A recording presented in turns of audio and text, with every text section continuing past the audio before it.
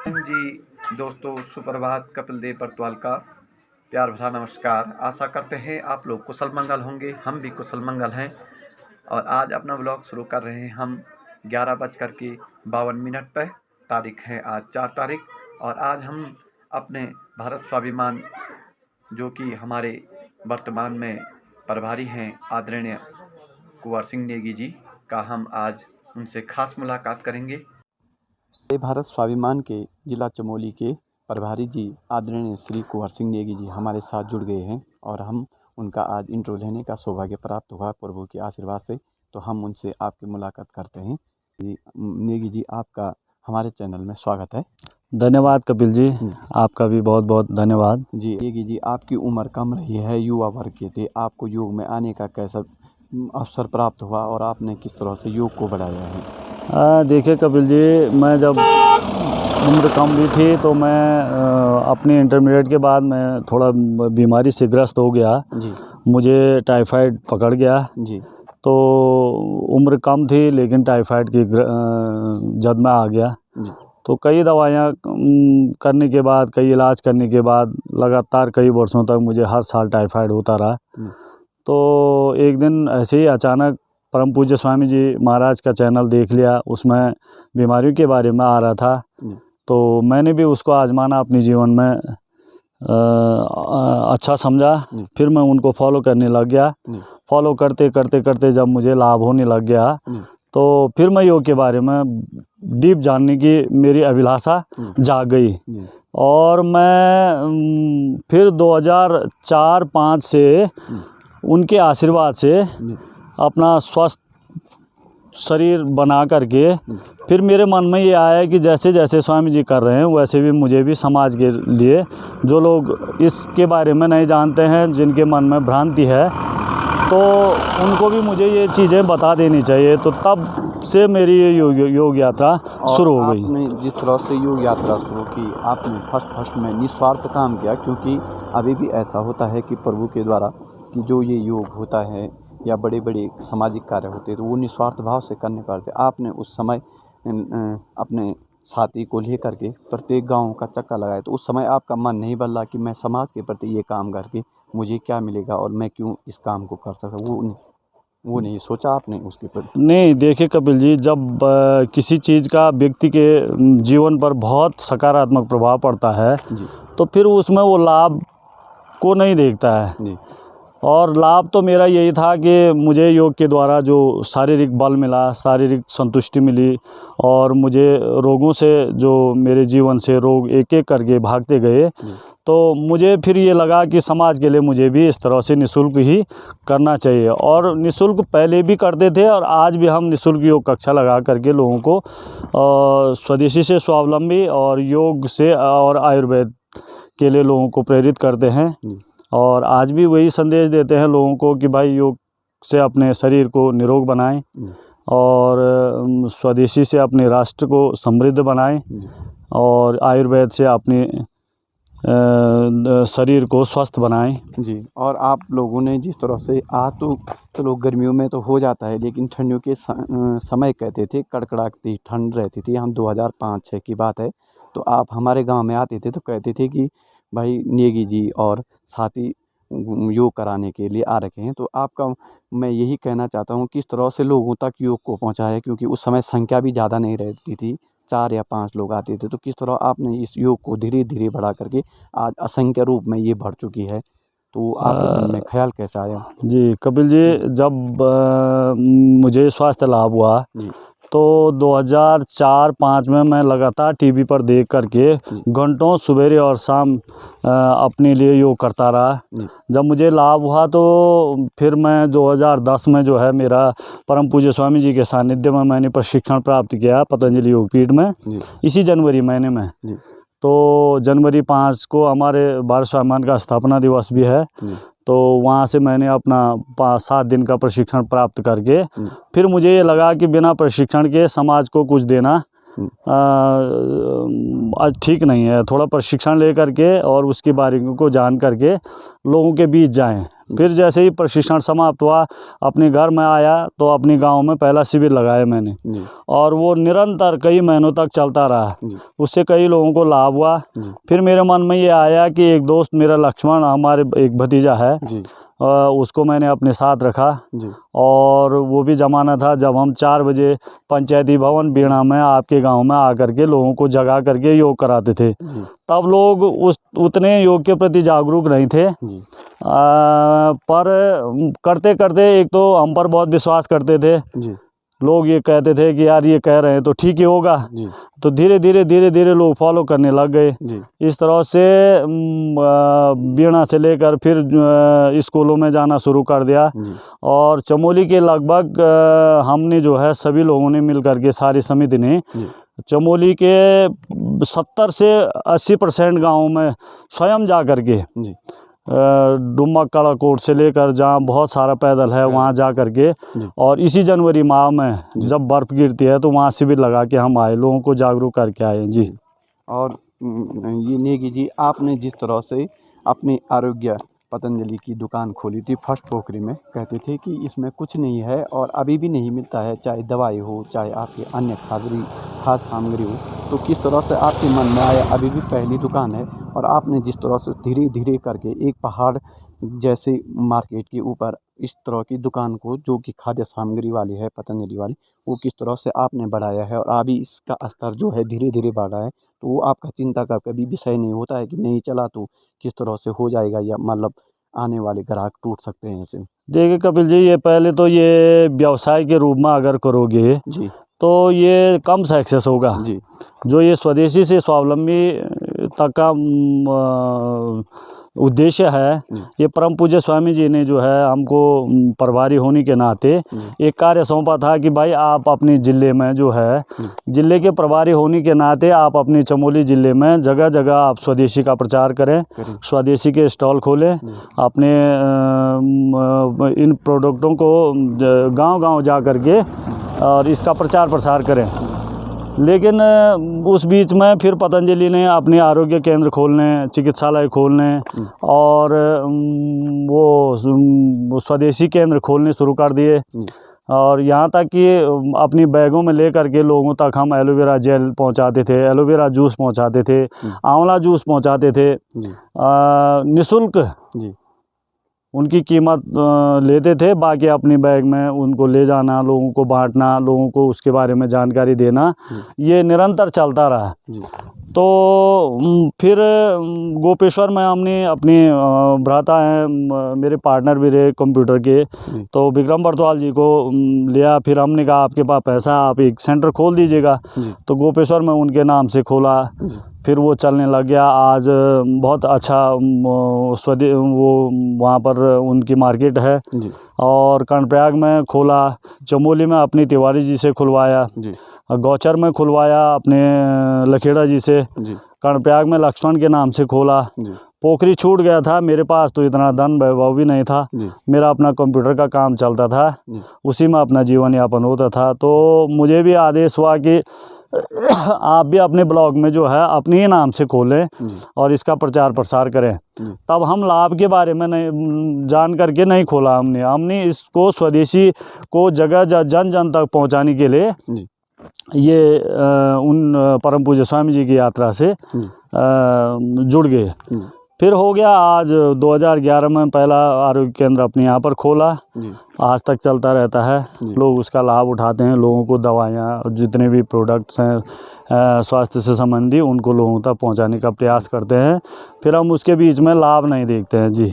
आदरणीय नेगी जी, आपने बिल्कुल जैसे पतंजलि की दवाइयाँ देते हैं आप, और पूरी तरह से उसका ज्ञान हम लोगों तक पहुँचाते हैं, तो आपने इसका जो ज्ञान प्राप्त किया था किस तरह से किया, और आपको एक्यूरेट ज़्यादा से ज़्यादा पूरा मालूम रहता है कि किसको किस समय क्या देना है, किस बीमारी के लिए क्या करना है, वो आपने कब और कितने समय में ये ज्ञान प्राप्त किया? देखिए, इसमें तो पहले भी मेरा विषय विज्ञान से रहा हूँ, मैं विज्ञान का छात्र रहा जी। और मेरा पोस्ट ग्रेजुएट भी बॉटनी से है जी। तो थोड़ा बहुत इसके बारे में जानते तो थे, आयुर्वेद के बारे में, वनस्पतियों के बारे में।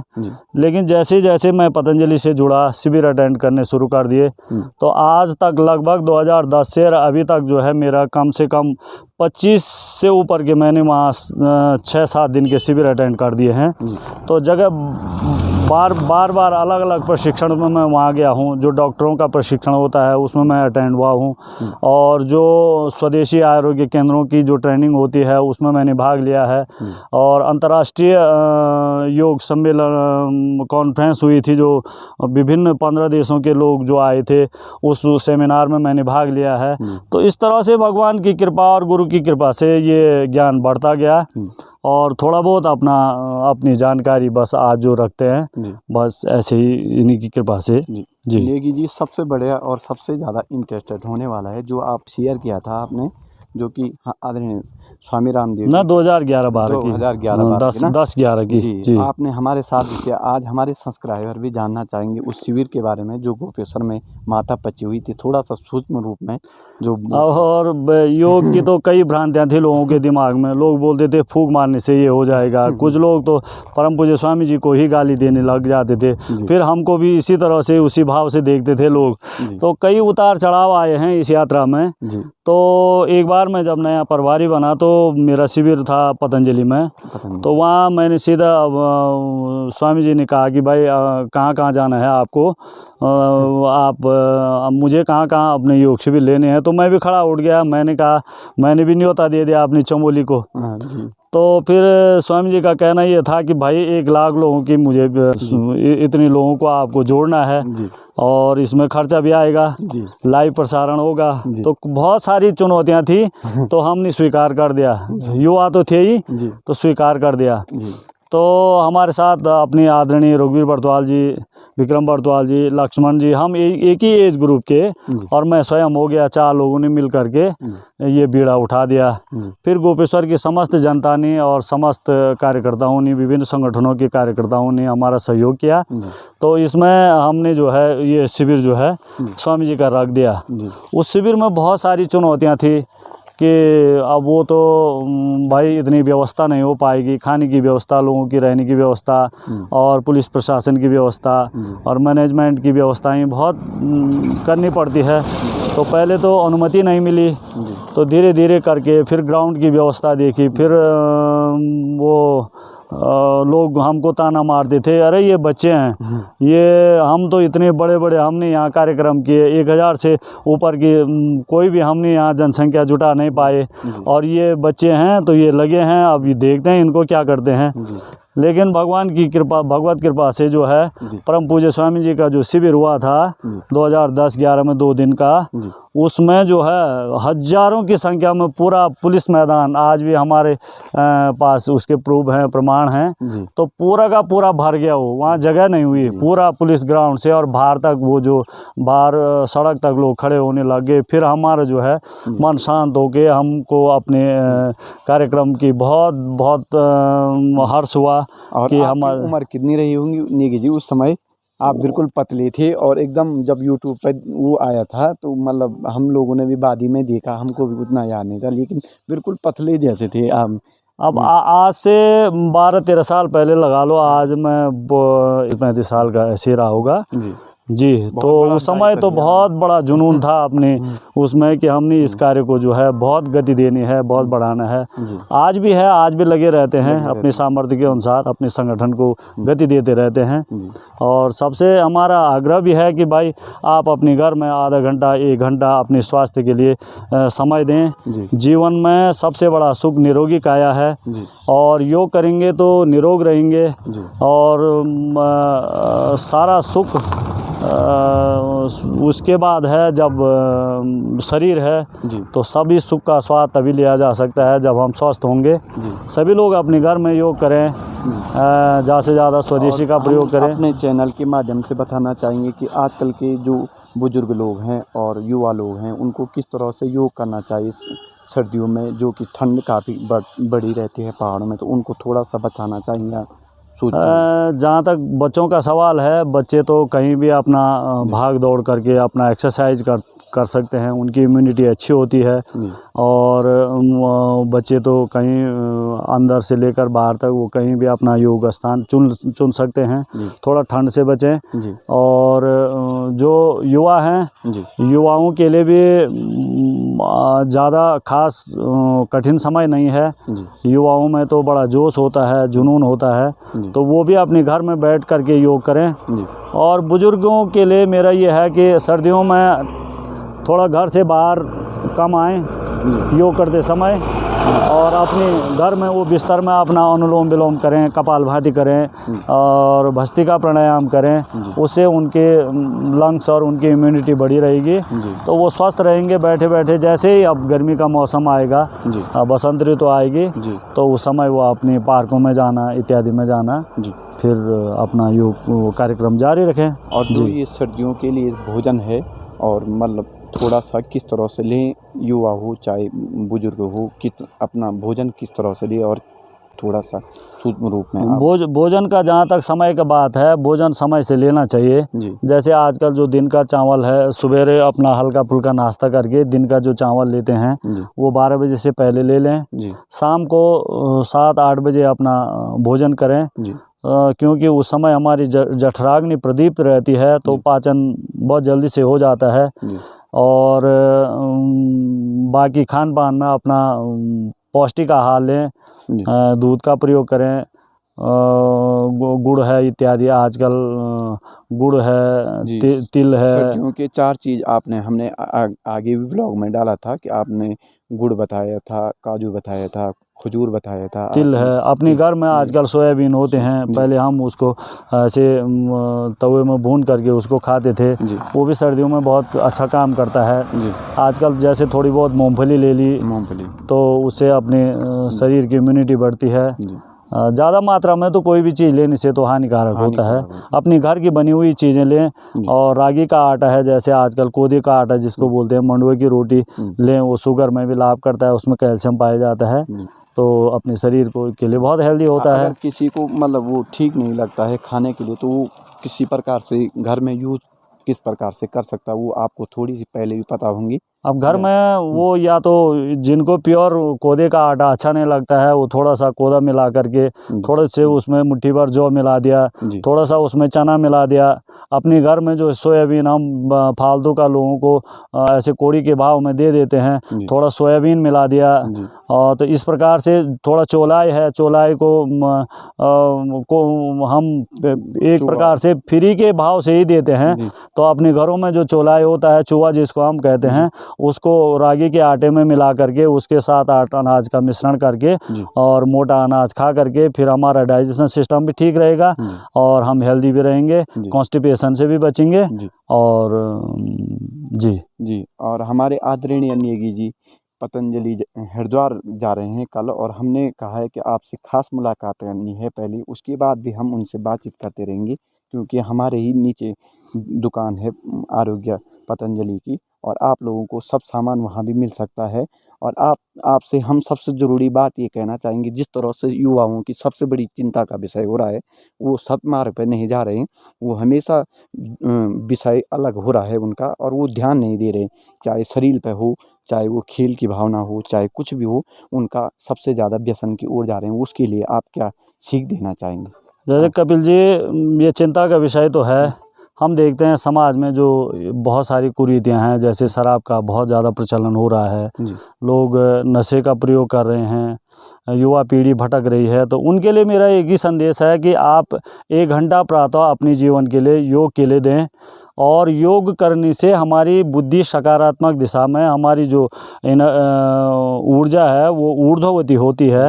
हम मन से बहुत शांत होते हैं, मन से बहुत विवेकी बन जाते हैं, और हमारी मेमोरी और हमारी जो एनर्जी है वो सकारात्मक दिशा में लगती है। तो युवाओं को यही है कि सुबह अपने एक्सरसाइज करके 1 घंटा अवश्य योग करें, प्राणायाम करें। उससे हमारी बुद्धि जो है बैलेंस रहेगी, हमारे मस्तिष्क का विकास होगा, और हम गलत राह से भटक करके अपनी अच्छी राह में आ जाएं। नेगी जी कहीं कहते हैं हमारे भाई बहन लोग पहाड़ों से नीचे रहते हैं प्लेन, वो कहते हैं हमको टाइम नहीं मिलता, उनके लिए जो आप पहले कहते थे ना उदित व्यायाम बोलते थे जिससे ध्यान योग, वो सुबह कितने समय पर लगाना चाहिए और केवल 5 या 10 मिनट का होता? देखिए कपिल जी, लोगों के पास बहाना है, जीवन में काम न करने के कई बहाने होते हैं जी।